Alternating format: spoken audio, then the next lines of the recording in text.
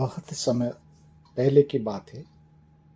घने जंगलों के बीच एक आश्रम था जहाँ ऋषि भरद्वाज तपस्या में लीन रहते थे। एक दिन उनके शिष्य ने पूछा, गुरुदेव, ये वेद आखिर क्या है?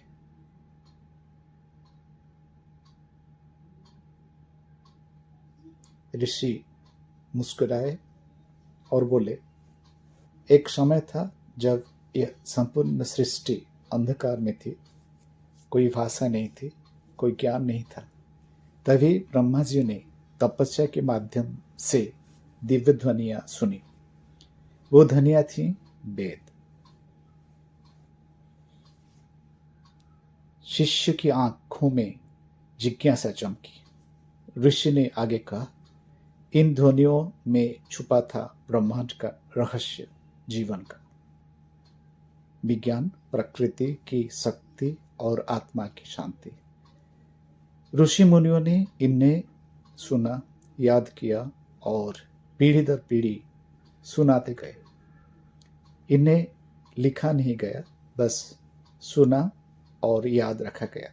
इसलिए इन्हें श्रुति कहा गया। 4 वेद हैं, ऋषि ने समझाया। ऋग्वेद जो स्तुति है देवताओं की, यजुर्वेद जो है यज्ञ की विधि, सामवेद जो है संगीत और राग का स्रोत, और अथर्ववेद जो सिखाता है चिकित्सा, तंत्र और गृहस्थ जीवन। शिष्य चकित था। उसने पूछा, क्या ये वेद केवल पूजा पाठ के लिए हैं?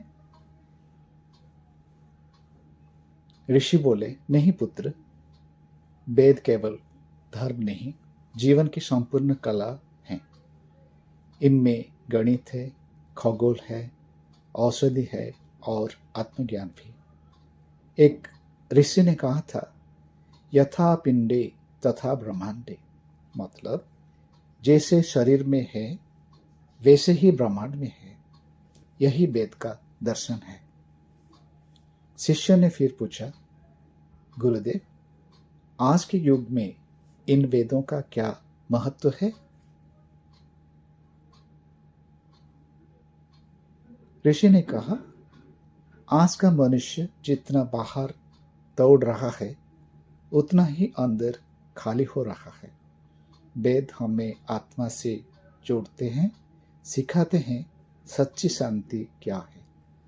ये ज्ञान कभी पुराना नहीं होता, ये तो शाश्वत है।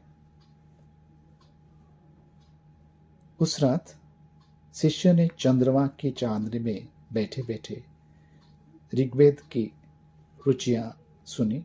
उसे ऐसा लगा जैसे ब्रह्मांड स्वयं उससे बात कर रहा हो। उसकी आत्मा में एक शांति समा गई, जैसे वेदों की वो दिव्य ध्वनि उसकी अंतरात्मा को छू गई हो। तभी से उसने निश्चय किया, वो वेदों का अध्ययन करेगा, समझेगा और जन जन तक इसका ज्ञान पहुंचाएगा। क्योंकि वेद केवल ग्रंथ नहीं है, वे हैं जीवन की धड़कन। जो सुने, समझे और जिए, वह है सच्चा ज्ञानी।